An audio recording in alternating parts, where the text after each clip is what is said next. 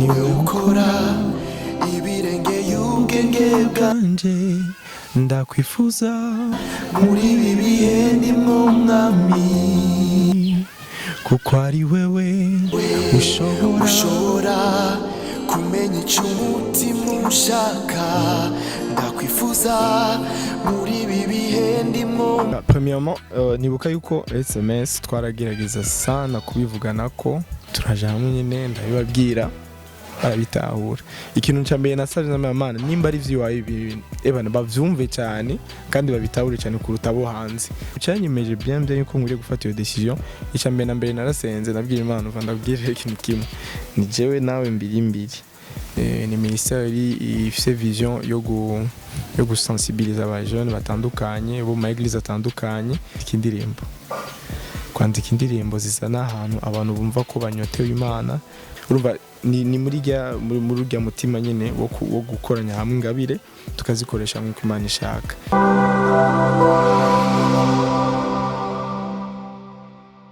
Hello ndabaramukije nizera ko mumeze neza nongera ndabaha ikaze mu mwaka w'ibihumbi 2021 twari tubakumbuye cyane na ndabakumbuye cyane kandi nanje ndizera cyane nako mwari mukumbuye ikiganiro Sunday Church. Uyu munsi rero twabazana ikiganiro ca mbere ca Sunday Church c'umwaka w'ibihumbi 2021 2021 kirundi kiragoye sana. Rero uyu munsi vraiment ndazi ikiganiro ca mbere mwari mugishuhiye kandi mwari mugikumbuye ndazi ko muza kuryoherwa n'umutumire wacu dufite uyu munsi n'umutumire ari special en tout cas n'iryambere ageze muri Sunday Church muraza kumenya byinshi kuri we byinshi bimwerekeye byinshi byerekeye akazi kiwe akora asanzwe akora ku muziki ya rero mu mwanya tugiye kumubereka hanyuma tuganire byinshi hanyuma icambere coco banza mugire subscribe banza mugire subscribe kuri Imperial TV kugira ngo mubandanye muba update ku biganiro byose. Nyuma ya kamera ndi kumwe na Akbalik cameraman wanje tuvyumva kumwe twakira umutumire wacu. Okay nawe akaba tarundi ni gadd nishimwe gadd nishimwe. Gadd amakuru ya imeze cyane ndashima Imana. Urameze neza cyane kabisa ndashima Imana. Gadd muri iyi minsi ngo asigatekereza cyane sinzi nibyo abantu bibwira nyine tusinzi wene ibyo abantu bibwira bo nibyo bigaragara ni kubera iki Gadd muri iyi minsi asigaye ari umuntu ari pose yitonda cyane yaza n'uburemere bw'igikorwa c'Imana ndibaza. Okay Gadd ko utangurira mutse abantu bakora dukurikirana ndabarambije cyane nko bivuze nitwe nishimwe Gadd nk'abantu umuririmbyi ahimbaza Imana nk'abantu umwanditsi w'indirimbo uyu munsi kuba turi kumwe na Gadd afite indirimbo nshasha yitwa Isengesho Isengesho niyo mpamvu turi hano hantu niyo mpamvu tugiye kuganira ku iyo ndirimbo ariko tutaratangura kuvuga ko byereka iyo ndirimbo nshatse kubibabwira kuko ari iyo ndirimbo irikira bikora neza ni indirimbo isotse ubu mwaka vuba nyene turaza kuvuga byinshi ku iyo ndirimbo ko turashaka kubanza kumenya Gadd kubera ko ari ubwa mbere aje muri Sunday Church natubwire Gadd watangiye kuririmba ryari? À vrai dire natangiye kuririmba ni vuba naho abantu babibaza yuko natangiye kera. Novuga ko natangiye muri 2008 ariko 2008 ndabifata nk'umwaka nariko ndiga nyine kumenya ibyo kuririmba ibintu nk'ibyo ariko officiellement nyine natangiye kuririmba byambya muri 2015 urumva ko ari vuba cyane muri ico gihe nyine nariko ndagerageza kuimprovinga n'ubu ndacari ko ndarondera kuimprovinga ariko 2015 niyo natanguye bien ivyo kuririmba. Gadd twamukumenya twese nka benshi twamumenya ari muri SMS mumugwi SMS mugwi dusanzwe dukunda mugwi dusanzwe tuzi twese dukunda ariko haragera igihe aratubwira turabona ariko arasezera yuko avuye mu mugwi SMS abantu benshi bari bajije kubera iki Gadd avuye muri mugwi SMS wamengo ni umurongozi wamengo ari mu bayitanguje sinzi abantu benshi bari yumva ko iki Gadd yavuye muri SMS birashoboka ko hari abantu benshi batazi impamvu Gadd yavuye muri SMS. Gadd ni yahe mpamvu? Impamvu nkunze kuyivuga ahantu henshi cyane bakunze kumbaza ico kibazo. Naragerageje gusigurira abantu yuko burya ariyo ahantu Imana iduhamagarira kandi burya Imana bugihamagara umuntu umwe ku giti ciwiwe, ariko hakaba ariho n'ahantu Imana igushira kugira ngo igutegure bitewe n'ahantu iri kiraguhamagarira. Bisigura ngo muri SMS nari ndiyo mu gihe kanaka Imana ari nshakiramo nyene kugira ngo nkore ibintu kanaka muri SMS kugira ngo dushike ku bintu kanaka dufashanye kubikorwa c'Imana, ariko Imana haragera igihe none yonyereka ya vya bindi rero naguhamagariye vy'iwawe ku giti cyawe harageze kubikora. Fata rero iyo nzira wijemo. Niho mwabonye twafasha akanya turasezera abantu n'aho abantu batavyakiriye nkuko twari twibaza, ariko bon twari tubizi, reka simbeshe, twari tubizi ko bamenyereye ko mu Burundi iyo ama group atandukanye ukuntu batangiye gutandukanya cyo bibaza ni question y'amafaranga, ni question ya succès, umwe atangiye kubona umengo ararusha abandi, ariko si uko, ni uburemere gusa bw'igikorwa c'Imana. Kuri jewe ntivyari vyoroshe, abantu babiravye ko msimengo vyari biri easy kuri jewe kuva muri SMS, ariko ntivyari vyoroshe, ni ibintu nagwana navyo ebana majoro n'umurango, ariko igihe kigeze nyene kumva ntushobora kuvuga no naciye mfata iyo decision ndaca gukora uyu murimo, ubu nivyo ndimo. Yeah. Okay, ntibyari byoroshe kuva mu mumugwi, mwatanga kuva mu kiri bato mumeze nk'abavukanye. Nshaka kumenya ni giki cagutumye ufata decision ngo guhera uyu munsi ndikwiyemo ubwo bakora ko ntibyari byoroshe kugenda ngo begere babwira ati je vraiment Imana yampamagariye igikorwa. Reka rero muri uyu mwanya dutandukanye, ni giki catumye kiguha inguvu kigusunikira kumva wogenda ukababwira? Yeah, premièrement nibuka yuko SMS twaragerageza sana kubivugana ko narakunda kwibabwira cyane, nange kuronka izo vision z'igikorwa c'Imana ko ndahamagarirwa gukora, nakunda kwibabwira cyane ngo guys turi kumwe, ariko igihe kimwe azogira igihe tutandukana, tureke gusa n'ivyo vy'umurimo, hazogira igihe don agende, so atagiye mariage, so atagiye mu kindi gihugu kure, urumva, kuko SMS kujya mu babona siko twatanguye turi 12 je crois, urumva twari benshi cyane, urumva rero nakunda kwibabwira cyane, ariko nkakomeza kumva yuko kumfise nyene ndacafise ikintu nkeneye gukora muri SMS. Rero ikintu cyanyemeje bien yuko nguriye gufata iyo decision, ica mbere na mbere narasenze nabwira Imana uva ndabwire ikintu kimwe, ni jewe nawe mbiri ica mbere umbwire uko nyene nza kubamenyesha kugira ngo ntibizane induru nibigira iki, urumva uko biratawuritse nyene numva kumva umugenzi wanyu araje, umuntu maranye imyaka 11 urumva ngaragiye, urumva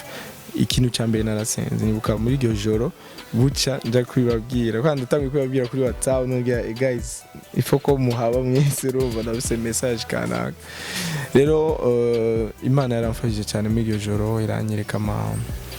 ukuntu ngiye kubigenza.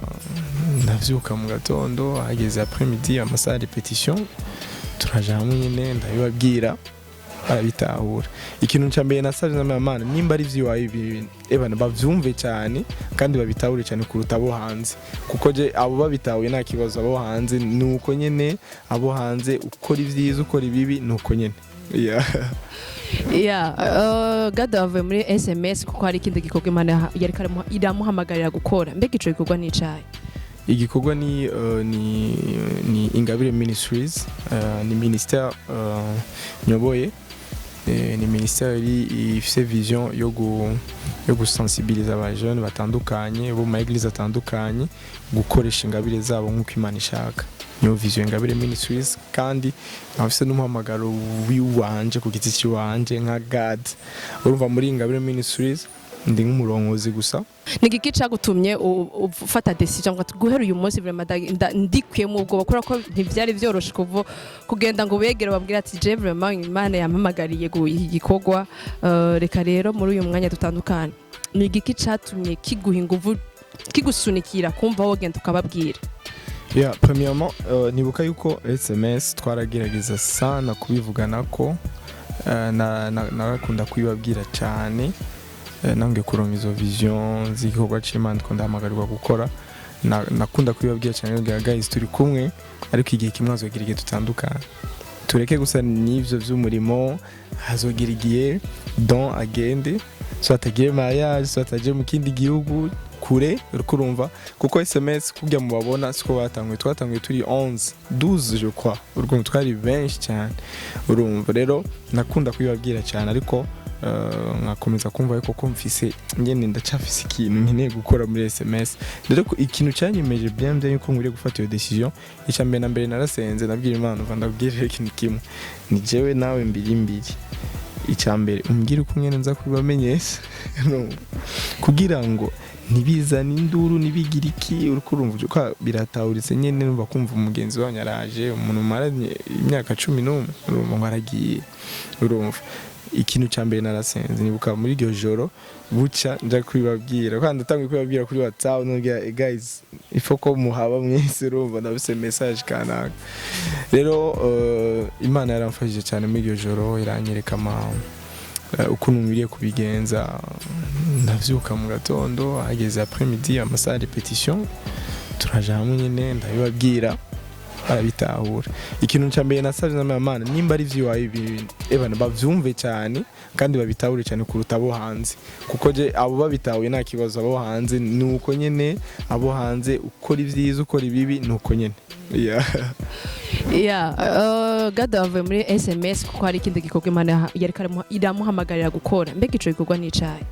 igikorwa ni Ingabire Ministries ni ministère nyoboye ni ministère ifise vision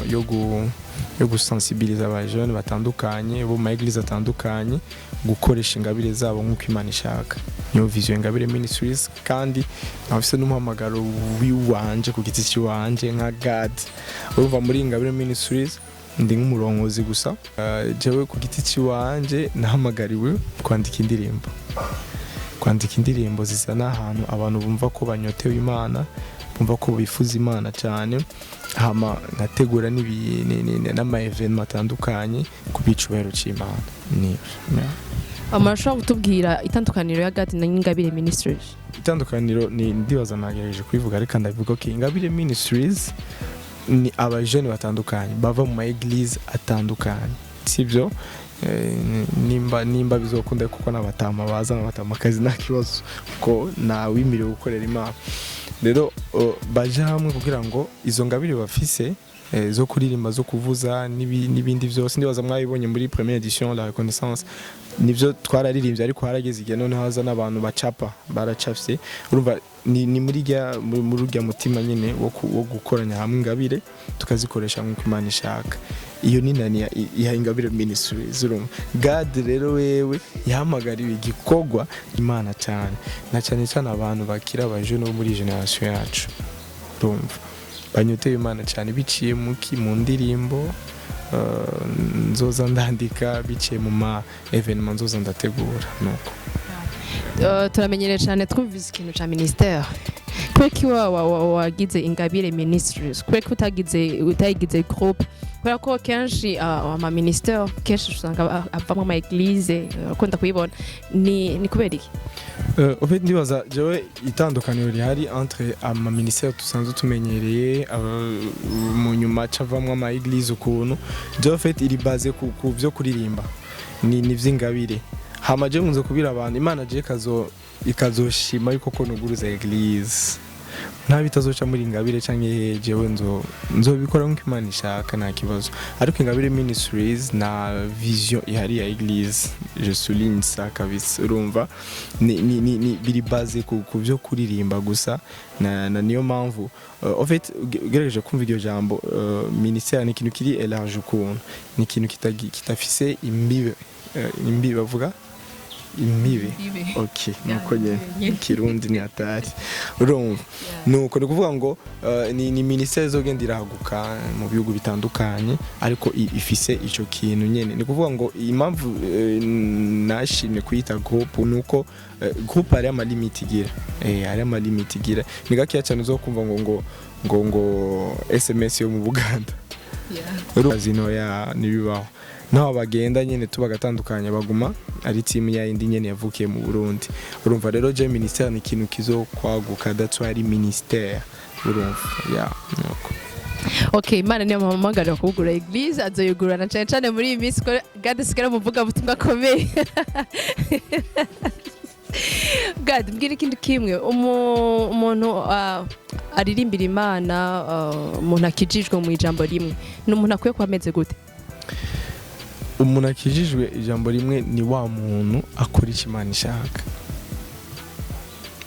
ni wa muntu akora icyo Imana ishaka. Ni kuvuga ngo nibyo Kristo yaraje aritanga ku bwacu kugira ngo turonke ako gakiza, sibyo turakizwa. Ariko mu minsi yeze none ndagerageza kuvugana n'umucuti wanje araho, arambwira ngo abantu ari ikintu twibagira, ngo twarakiriye agakiza ariko turibagira yuko ko tugikizwa. Kuko ijambo ry'Imana tubwira ngo ko tuzomera ngo ni kurahishurwa, ariko icyo tuzosa nayo, sibyo. Ni kuvuga ngo turacyakizwa, dukizwa ku munsi ku wundi. Ni kuvuga rero umuntu akizwa ku munsi ku wundi iyo agiye arakora ivyo Imana ishaka. Ni kuvuga ngo Imana iguhamagarira kugendera muri sainteté, mu kugororoka. Imana iguhamagarira gukora ivyo tuma ubwami bw'Imana bwunguka. Ni kuvuga ngo umukristo ni wa wundi abaho nk'uko Imana ishaka kandi agakora nk'uko Imana ishaka. Ya nico nyamukuru majambo make. Yeah. Hari ikindi kibazo nkunda kwibaza gadd, dufate Big Fizzo aririmbye gospel na gadd ararimbye gospel cyangwa undi muririmbyi ari indirimbo zo guhimbaza Imana ararimbye gospel, niyo itandukaniro riba mu izo ndirimbo? Itandukaniro rihari nuko umuntu yitwa ko aririmba musique mondaine ukuntu aririmbye, aramutse aririmba indirimbo ya gospel nanje nkaririmba indirimbo ya gospel, hari itandukaniro nini cyane. Kuko nta kuntu uririmba umuntu utazi, umuntu mudafitanye imigenderanire, umuntu wowe nyine utarakira, sivyo, mu buzima bwawe ngo akubera umwami n'umukiza. Kuko iyo bantu tukunze kwihenza cyane agakiza ni iki, uramuhamagara Kristo akaza akakubera umwami kandi n'umukiza. Ni kuvuga ngo akubereye umwami aza akaganza ubuzima bwawe. Ni kuvuga ngo ivyo ukora byose niwe gutegeka kubikora, umwami arategeka, murabizi, sibyo. Amakubereye umukiza gukiza ibyago byose uhura navyo. Ni kuvuga ngo mu mwanya rero utaramwakira nk'umwami n'umukiza, ufite ubuzima bwawe sinzi buri ahantu nyene tu mu kirere, naho ubutegeka nta numwe ushaka kumbwira yuko ko ushoboye kuririmba, sibyo, cyangwa ugashaka gutahuza abantu umuntu wowe nyine utaratahura, umuntu wowe nyine utarakira ngo akubera umwami n'umukiza w'ubwiwe. Ni bisigura ngo ategezwa kubamo itandukaniro cyane kabisa n'umuntu yamaze kwakira agakiza n'umuntu atarakira agakiza. Kuko deja umuntu aririmba yaramaze kwakira agakiza, azi yo Kristo, abazi ivyo ariko araririmba. Ya nuko bandi rero yo kenshi bakunda gusohora indirimbo za gospel kandi barimba profane, ari bamwe bakoresha no to emotion. Disire satari bamwe bavuga ngo ndakeneye abafana bo muri gospel. Ya ndakeneye abafana bo muri gospel nabone ndabakwege. Rero none naho bitandukanye. Ya Okay, inyuma kuva muri SMS gadd ndimbo yiwe ya mbere irasohotse ariyo isengesho. Gadd iyo ndirimbo ni cyaje guteye kwandika iyo ndirimbo? Ya isengesho ni indirimbo y'ubuzima bwanje, naho mugerageje kuraba muri clips ko msinagerageje gukina scene y'umuntu avuye ku kazi, baramutelefoniye bamubwiye inkuru itariyo ukuntu bijya n'ibintu nashatse gukina nyene dusanzwe tumenyereye tubona iminsi yose nyene mu buzima bwa misi yose urumva. Ariko inyuma y'ijya ndirimbo harimwo nayo wanje nibihe nari ndimwo bitari binyoroye ukuntu, bitari vyiza nyine ugerageje kubiraba. Ariko niho havuye iyo ndirimbo. En fait iyo umuntu Imana iri kuramamagara gukora ikintu kanaka, nivyo icambo cyawe ngo gadd ngo aritonda, abandi nabo kavuga ngo gadd ari bizarre, gadd ngo arishima. Umva ibyo nivyo se n'ibintu umuntu wese aca yiha ikintu cyose yishakiye, yivugira ikintu cyose yishakiye, abandi bakagutuka, abandi bakakwanka. Ya des personnes baza kambye ngo mbawari ngo je narakwanga, none nagoza none banyanga kubera iki ngo yangu numva gusa kukunda kwanza. Ariko jewe ikintu Imana yakomeza kunaza aba bantu sibo, ni Satani akorera muri bo, kuko niwe ariko aragwanya umuhamagaro wawe. Ariko sinobabesha ari ukuntu vyafekta nyene umurimo wanje, ku buryo nkora kwiyumvira méchanceté y'abantu gute, ugasanga biko birambabaza ukuntu nkumva umengo ndababaye ukuntu wayi gusa umuntu kumva ibintu nk'ivyo. Niyo haje iyo ndirimbo ugerageje kumva akajambo kavuga ngo Mana ngo ni wewe uzi icyo umutima ukeneye, ni kuvuga ngo aho niko ndabwira Imana muri uyu mwanya singeneye amafaranga singeneye ibiki bitewe n'ibi bihe ndimwe niryo yari isengesho ryanje niho naciye nandika iyo ndirimbo indirimbo irasohotse turayibona ku bwawe uko ubona abantu bayakiriye niko wari wifuza aho igeze ubu niho wari wifuza kwigera canke aho igeze harahandi hano ovet jewe sinari ndavyibaza je nafuye gukora igikorwa gusa ndagisohora ariko ngerageje kuraba bivanye n'amatemonyage menshi cyane umaza hirya no hino urumva binera kumva yuko kwigikorwa ntuka yuko cari ki supported n'Imana kuko Imana iminsi yose yambwira kano kantu gadd jewe si supporting igikorwa cyawe ariko supporting igikorwa canje kiri muri wewe nivuga ngo Imana yari ikoreye publicité hange ndaraba abantu bamabanuka ama video abo mu Rwanda bako bararirimba ibintu nari niyo sinandavyibaza kabisa abantu bako bararirimba muri Egypte yari bakambira ngo indirimbo iremba none hari yashizeyo gute rukurumva so rero ni ibintu bitusha umutima wanje kandi n'ama message ni menshi cyane aguma nshikira tureka ayo kuri channel yanje ya YouTube gusa ariko meme na inbox abantu barashikira nyene baka aba papa n'aba mama bakambira ngo kundi indirimbo yaje mu bihe bari umva ugasanga nyine ni ikintu gitumye numva kabisa gutinya Imana kandi no kubaha Imana no gukora ikishaka kandi narabonye utuvideo tugenda dutandukanye abantu bagenda basohora hari akavideo nabonye k'abanyarwanda harimo René Patrick ka video kikabona wavyakiriye gute kariya ufite sinari ndavyibaza umva no mu mutwe kabisa n'ivyari video narumiwe gusa naje mbona René Patrick anyandikira kuri WhatsApp ambwira ngo gadd ngo ariyo surprise kandi ndizera ko kwiza kukuryohera cyane ndavuga amahani surprise n'inyabaye sinzi uko ngene ngiye kwinjira kuri Instagram nyene konti yanje Instagram cyambona abantu bagiye barantaginga abantu bashanga sisi wose ngiye kuraba nsangamo bagiye ba Tracy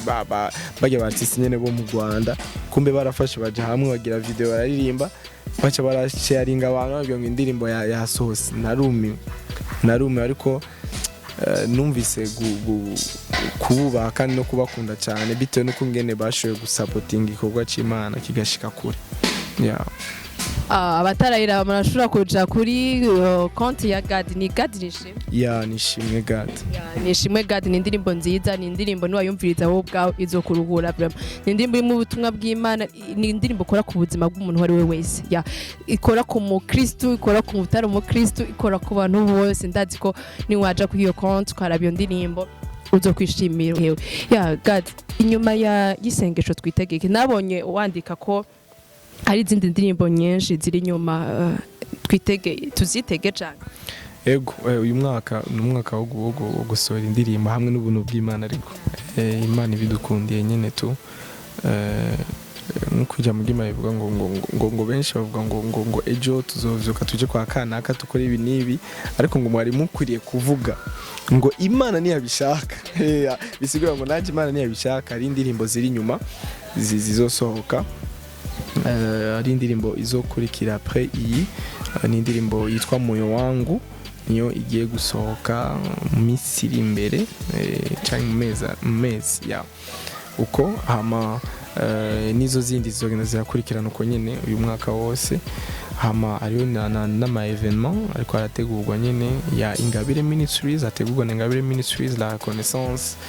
n'ama evenement yiwanje nyene bwite kuravuga ibintu byinshi ama evenement Ingabire Ministries ama evenement ya gadd nishimwe ko ari byinshi gadd Ingabire Ministries icyo muteza kumenya Ingabire Ministries ifise management yayo ifise team yayo itegura ibintu uri kurumva numva ni jewe ni di à la tête ariko barafise abantu bategura ibintu bicaramwe agaplanify ibintu hama jewe ku giti cyanje nkorana n'abamarayika nkorana namwe mwera nama instruction yaravuye ku Mana bisigura ngo iyo evenement naho abantu ndabivuze ko abantu babivuze ko ni evenement itegurwa na gadd ni evenement itegurwa na Ingabire Ministries ni kuvuga ngo ayo ma evenement ndababwiye ashobora kuba ari concert ya gadd ilanshinga zijya ndirimbo zose ndakwibiye akabanga rero nawe cugire guys jewe reka mvuga iki kintu ni gadd afite indirimbo ni nabonye ni 5 canke ni 6 nabonye 6 ashaka gusohora muri 2020 muga ndifuza kugutumira wewe urashobora gusohora imwe ku gatwe kiwawe urashobora gutambanga amahera yo gusohora indirimbo imwe n'umugisha umuntu wese yumve ko yoshobora gukora ico gikorwa n'igikorwa vraiment c'Imana kandi kizokuzanira umugisha urashobora kumva ko ushobora kumukurira mu indirimbo imwe kubera ko gadd ni umukozi w'Imana kandi uzobukora gukora igikorwa c'Imana si ca gadd uzobukora gukora igikorwa c'Imana reka ntumirire umuntu wese rero yumva muri izo ndirimbo zitandatu yokuramwo imwe canke zibiri gasohoka gadd reka tugusabe gatoya uturirimbire isengesho sivyo niwe ukora ibirenge y'ubwenge bwanje ndakwifuza muri ibi bihe ndimo mwami kuko ari wewe ushobora kumenya ico umutima ushaka ndakwifuza muri ibi bihe ndimo mwami ndakwifuza